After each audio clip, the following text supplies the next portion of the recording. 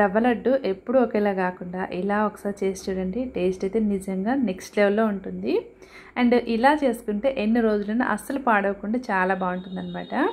And చాలా సాఫ్ట్గా ఉంటుంది. ఇంతకుముందు చాలాసార్లు రవ్వ లడ్డు చేస్తాను కానీ ఇలా ఎప్పుడు చేయలేదు. ఇదే ఫస్ట్ టైం అనమాట. నాకు అది చాలా బాగా నచ్చింది. అండ్ దీన్ని ప్రిపేర్ చేసుకోవడం కూడా చాలా ఈజీ. ఈ రవ్వ లడ్డు ఎలా చేసుకోవాలంటే, ఒక గిన్నెలోకి 1 కప్పు ఉప్మా రవ్వ తీసుకుంటున్నాను. బొంబాయి రవ్వ, సుజి అంటారు కదా, అదనమాట. 1 కప్పు తీసుకుంటున్నాను. ఈ రవ్వలోకి కాచి చల్లార్చిన పాలు పోసుకోవాలి. పాలు ఒక్కసారి కాకుండా కొంచెం కొంచెంగా పోసుకోండి. నేనైతే ఒక్కసారి పోసేసుకున్నాను. నాకు జారుగా అయిందనమాట కన్సిస్టెన్సీ. అలా కాకుండా కొంచెం కొంచెంగా పోసుకుంటే కరెక్ట్గా ఉంటుందన్నమాట. మీరు పాలు వద్దనుకుంటే ఈ పాలు ప్లేస్లో గోరువెచ్చటి నీళ్ళైనా పోసుకోవచ్చు. బట్ పాలు పోస్తేనే టేస్ట్ బాగుంటుందన్నమాట.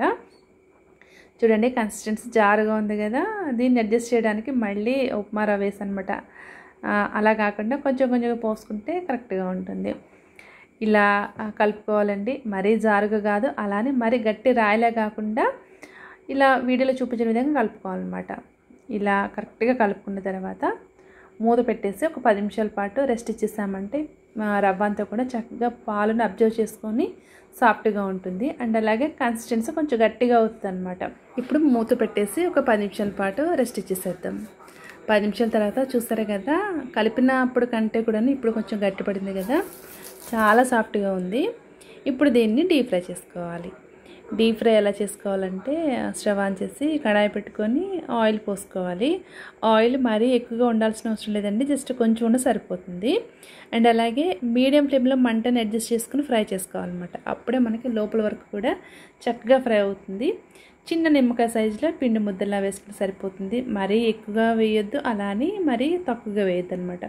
ఇలా మీడియం సైజులో వేసుకొని తక్కువ మంట మీద ఫ్రై చేసుకుంటే లోపల వరకు కూడా ఫ్రై అవుతాయి అనమాట. వీటిని మరీ ఓవర్ ఫ్రై చేయొద్దండి. ఓవర్ ఫ్రై చేసామంటే గట్టిగా ఉంటాయి అన్నమాట రవ్వ లడ్డులు. సో మీడియంలో ఫ్రై చేసుకోవాలన్నమాట. ఇలా ప్రిపేర్ చేసుకుంటే చాలా రోజుల పాటు స్టోర్ చేసుకోవచ్చు. అండ్ అలాగే టేస్ట్ కూడా చాలా బాగుంటుంది. చూడండి, ఈ మాత్రం కలర్ వస్తే సరిపోతుంది. ఇప్పుడు వీటన్నిటిని కూడా ఆయిల్ నుంచి బయట తీసి ఇలానే మిగిలిన పిండిని కూడా ఫ్రై చేసుకోవాలి. నేను ఇంతకుముందు యూట్యూబ్లో కానీ ఇన్స్టాగ్రామ్లో కానీ రవ్వ లడ్డు షార్ట్ పోస్ట్ చేశాను. చాలా మంచి రెస్పాండ్ వచ్చిందండి. అండ్ అలాగే ఆ షార్ట్కి మిలియన్స్లో వచ్చాయన్నమాట వ్యూస్. నాకైతే చాలా హ్యాపీగా అనిపించింది. నాకు యూట్యూబ్లో కానీ అండ్ ఇన్స్టాలో కానీ ఎక్కువ వ్యూస్ వచ్చిన షార్ట్ ఏదైనా ఉందంటే అది రవ్వ లడ్డు అనమాట. సో నాకు ఆ షార్ట్ వల్ల చాలామంది ఫాలోవర్స్ అండ్ సబ్స్క్రైబర్స్ వచ్చారు. చూడండి, ఇలా అన్నిటినీ కూడా వీటిని ఫ్రై చేసుకోవాలి. చూసారు కదా, ఇలా ఉండాలన్నమాట. ఎక్కువ ఫ్రై చేయొద్దు, అలా అని మరీ తక్కువ ఫ్రై చేసినా సరే ఎక్కువ రోజులు స్టోర్ చేసుకోవడం కుదరదు అనమాట. ఇలా ఫ్రై చేసుకుంటే సరిపోతుంది. చూసారు కదా, లోపల వరకు కూడా చక్కగా ఫ్రై అయింది. ఇప్పుడు వీటిని చల్లారిన తర్వాత చిన్న చిన్న ముక్కలుగా కట్ చేసుకోవాలి. అంటే మనం మిక్సీ పట్టడానికి వీలుగా ఉండేలాగా కట్ చేసుకోవాలన్నమాట. ఇలా అన్నిటిని కూడా కట్ చేసుకొని పూర్తిగా చల్లారి పెట్టుకోవాలి. చూడండి, చక్కగా ఉన్నాయి కదా కలర్ఫుల్గా. ఇప్పుడు వీటిని కొంచెం కొంచెంగా మిక్సీ జార్లో వేసుకుని ఫ్రై చేసుకోవాలి. కొంచెం వేడిగానే ఉన్నాయన్నమాట. వీటిని ఒక 10 నిమిషాల పాటు అయితే ఫ్యాన్ గలకి ఆరబెట్టేసుకుంటాను. ఈలోగా పంచదారని మిక్సీ పట్టుకుందాం.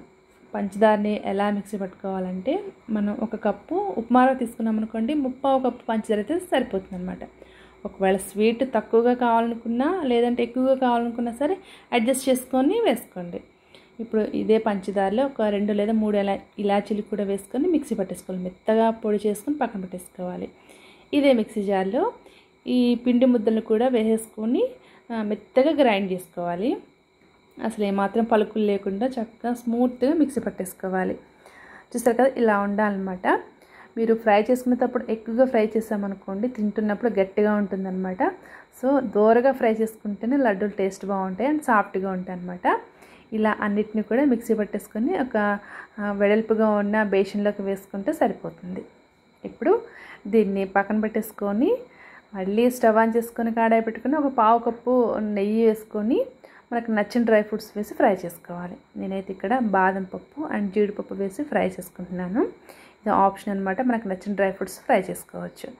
అండ్ అలాగే వీటిని దోరగా ఫ్రై చేసుకోవాలి. ఇలా ఫ్రై అయిన తర్వాత ఇప్పుడు స్టవ్ ఆఫ్ చేసి ఈ రవ్వలో వేసుకోవాలి. ఇలా వేసిన తర్వాత అంతా మిక్స్ చేసుకోవాలన్నమాట. చూడండి చాలా టేస్టీగా ఉంటుంది. ఎక్కువ రోజుల పాటు స్టోర్ చేసుకోవచ్చు అనమాట. ఈ ప్రాసెస్లో చేసుకుంటే పాడవడానికి అయితే ఏమీ లేదు కదా. అంతా చక్కగా డీప్ ఫ్రై చేసుకుంటున్నాం కాబట్టి ఎక్కువ రోజులు స్టోర్ చేసుకోవచ్చు. ఇలా మిక్స్ చేసుకున్న తర్వాత పంచదార పొడి కూడా వేసుకొని ఉండలా చుట్టుకుంటే సరిపోతుంది. మీరు డ్రైగా ఉంటుంది, ఉండరాదు అని అస్సలు డౌట్ పడక్కర్లేదు. చక్కగా మిక్స్ అయిపోయి చక్కగా ఉండవుతుంది అనమాట. లేదు ఒకవేళ డ్రైగా అనిపిస్తే కొన్ని పాలు పోసుకుంటే అడ్జస్ట్ చేసుకోవచ్చు అనమాట. నేనైతే పాలు కానీ నీళ్ళు కానీ అసలు ఏం పోయలేదు. నాకు డైరెక్ట్గా ఇలా మిక్స్ చేసుకుంటూ ఉంటేనే ఉండలాగా ఫామ్ అయిందనమాట. చాలా సాఫ్ట్గా ఉంది, చూస్తుంటే అర్థమవుతుంది కదా. ఇలా ప్రిపేర్ చేసుకుంటే టేస్ట్ అండ్ ఎక్కువ రోజులు స్టోర్ చేసుకోవచ్చు అనమాట. చాలా జ్యూసీగా ఉంది లడ్డు అయితే.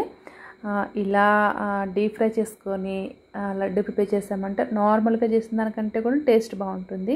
అండ్ చాలా సింపుల్ ప్రాసెస్ అనమాట. ప్రాసెస్ కొంచెం లెంతీగా ఉన్నా సరే దీన్ని ప్రిపేర్ చేయడం ఈజీ అండ్ టేస్టీగా కూడా ఉంటుంది అనమాట. సో ఇలా రవ్వ లడ్డు మీరు ఒకసారి ప్రిపేర్ చేసి చూడండి. అలాగే ఈ లడ్డు ఎలా వచ్చిందనేది చిన్న కామెంట్ చేయండి. సో మరి ఈ వీడియో నచ్చితే ఖచ్చితంగా నా ఛానల్ సబ్స్క్రైబ్ చేయండి.